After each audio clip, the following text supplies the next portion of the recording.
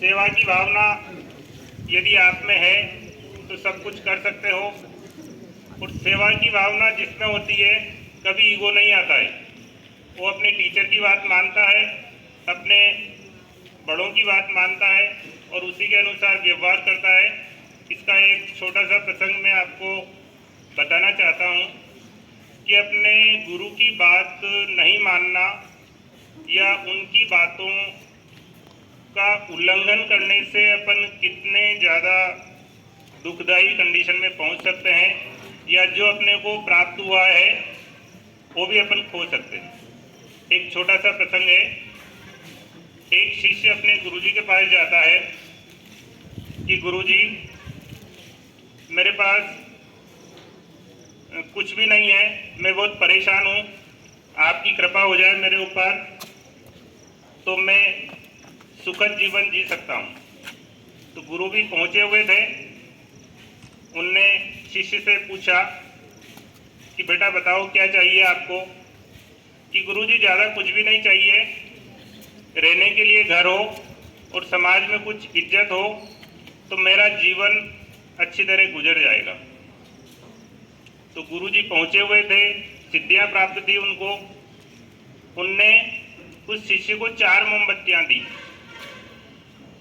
कि ये 4 मोमबत्तियाँ हैं। सबसे पहले पहली मोमबत्ती को जलाना और पूर्व दिशा की ओर जाना। जहाँ ये मोमबत्ती बुझ जाती है वहाँ पे आप खुदाई करना तो आपको काफ़ी कुछ मिलेगा इससे।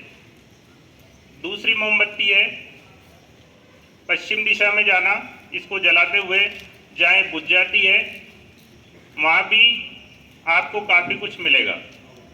यदि फिर भी कुछ कमी रह जाए तो ये तीसरी मोमबत्ती है, इसको जला करके उत्तर दिशा में जाना और जहाँ ये बुझ जाती है वहाँ से भी आपको काफ़ी कुछ मिलेगा। परंतु ध्यान रखना, ये जो चौथी मोमबत्ती है इसको जला करके कभी भी दक्षिण दिशा की ओर मत चले जाना। तो ठीक है गुरुजी, उसने शिष्य ने कहा। तो उसने सोचा कि क्या पता गुरुजी ने मुझे बेवकूफ़ बनाया है, लेकिन ट्राई तो करूं। पहली मोमबत्ती जलाई उसने और पूरब दिशा की ओर गया और वहाँ खुदाई की तो उसको पर्याप्त मात्रा में धन मिला ताकि उसका जीवन यापन आराम से हो सके। पर उसने कहा कि नहीं, गुरुजी ने कहा था कुछ और अगर चाहिए तो। इससे तो क्या होगा, मेरा जीवन यापन आसानी से होगा। कि चलो दूसरी मोमबत्ती ट्राई करते हैं। वो पश्चिम दिशा में गया मोमबत्ती जलाकर, वहाँ भी उसने खुदाई की तो उसको ढेर सारा धन मिला वहाँ से। तो इतना सारा धन मिला कि वो आसानी से जीवन यापन करके और काफ़ी सारा उसके पास धन था, खूब दान भी दे सकता था। परंतु उसको इससे भी संतुष्टि नहीं हुई। उसने कहा कि तीसरी मोमबत्ती भी जला के देखते हैं।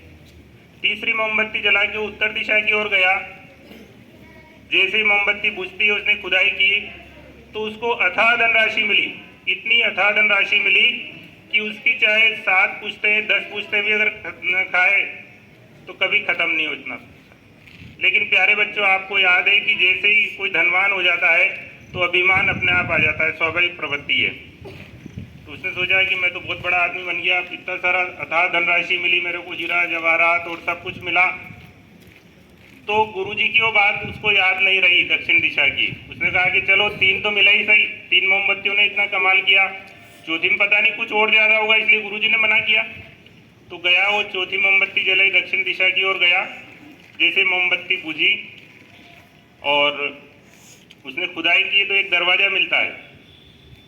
तो बहुत मज़ा आ गया उसको तो कि इसमें भी कुछ है। गुरुजी ही मना कर रहे थे मेरे को फालतू में, वो नहीं चाहते कि मैं आगे बढ़ूँ इतना।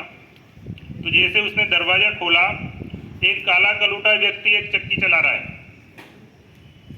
तो उस काले कलूटे व्यक्ति ने बोला कि मेरे गुरुजी ने मुझे ये बताया था कि आपसे भी कोई लोभी व्यक्ति जब होगा तो वो काम आपको करना है और मुझे छुटकारा मिल जाएगा।